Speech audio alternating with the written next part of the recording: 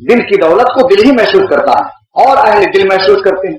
دولتمند کو دولتمند پہچان جاتا ہے تو اہل دل کو پہچان جاتے ہیں.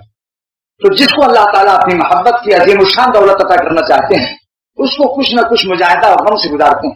یہی کیا کم مجاہدہ ہے کہ نگاہ بچاؤ، یہ معمولی غم ہوتا ہے جو ہر اسٹاپ پر ہر مواقع پر آج مجاہدہ بنا ہوا ہے. یہی ایک غم کیا کم غم ہے. تو حکیم الامت نے اس کو ایک قصے سے بیان کیا کہ اس بات کو، میرے اس مضمون کو سمجھنے کے لیے ایک قصہ سن لو. فرمایا کہ ایک انگریز کا، حضرت تھانوی رحمۃ اللہ علیہ فرماتے ہیں، ایک انگریز کا ایک سائش تھا. سائش مانے جو گھوڑے کو ملتا دلتا ہے، اس کا جو لیڈ گوبر پھینکتا ہے اس کو سائش کہتے ہیں یو پی کی زبان میں. تو اس سائش نے معمہ بھر دیا، کسی سے بھروا دیا. انگریزوں کے زمانے میں اس میں 50,000 اس زمانے کا چاندی کا سکہ اس کے نام نکل آیا اور اس کی تنخواہ اس زمانے میں 3 روپیہ تھی. تھانے داروں کی اس وقت 20 روپیہ ہوتی تھی. 25 روپیہ میں نے خود آغوش میں دیکھا ہے تھانے دار کی تنخواہ تھی.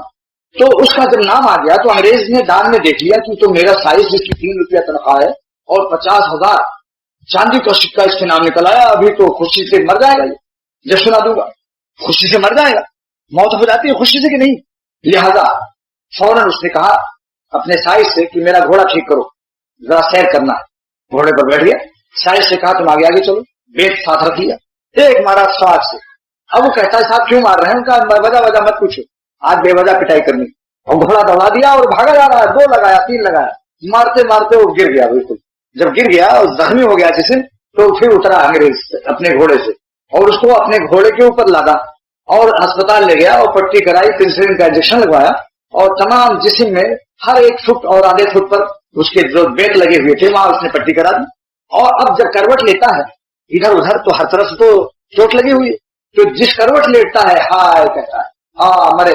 اب کان میں اس نے کہا کہ تیرا 50,000 اشرفیوں کا معاملہ آ گیا ہے، اور اس کے کیش میں نے کرا لیا ہے، تیرے نا پیسہ میرے پاس رکھا ہے، جب اچھا ہو جائے گا تو دے دوں گا. تو چونکہ اتنی بڑی خوشی کے لیے غم کا بیلنس رکھا تاکہ موت نہ واقع ہو جائے.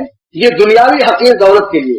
تو اللہ تعالیٰ جس کو اپنی محبت کی عظیم الشان دولت عطا کرتے ہیں، جس کے مقابلے میں جنت بھی نہیں ہے، لیسا کا مثل ہی شے، اللہ کا کوئی مثل نہیں ہے، اس کے نام کی مٹھاس کی کوئی مثال نہیں ہے.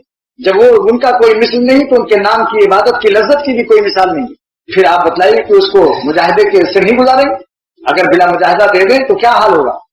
یہ ہے آج رات سمجھنا ہے. والذین جاہدوا فینا، جو ہماری راہ میں تکلیفیں اٹھاتے ہیں، کانٹوں سے گزار کر پھولوں تک پہنچاتے ہیں. بس